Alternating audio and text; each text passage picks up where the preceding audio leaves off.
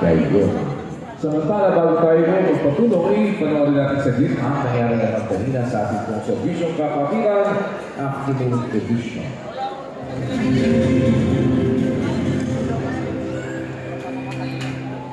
Kumpleto na ang bilang ng ating mga semi-finalist sa TNK Season 19. Pasok sa Brother Donny Ray dating Ginoo sa Cavite, Magwawa.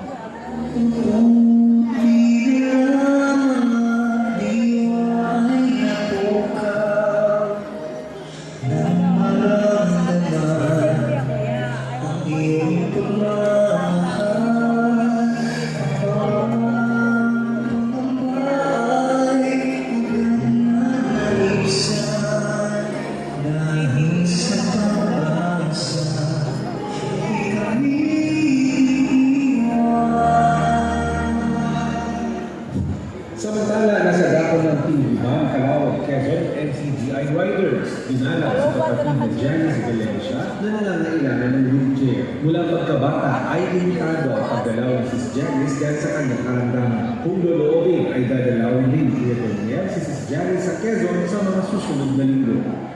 Salamat po sa Panginoon. Salamat po sa iyo sa inyong mga pagkaisa sa puso at mag-isip sa paglapit sa iyo. Salamat po kapatid.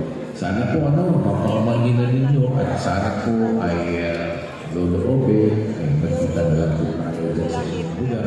Isang mini medical mission week isinagawa sa lokal ng Tinguban para sa mga kapatid natin na nangangailangan. Samantala, patuloy naman sa pag-iikot ng NCGI Mobile Clinic. Ang Mobile Clinic number 1 ay nakaschedule na sa Pagadian City, Zamboanga del Sur. Habang ang Mobile Clinic Unit number 2 naman, nakaschedule na rin magpasimula sa Cabiao, Nueva Ecija. Nasa Oriental Mindoro naman ang Mobile Clinic Unit number 3. 127 ang nagpa-dental check-up.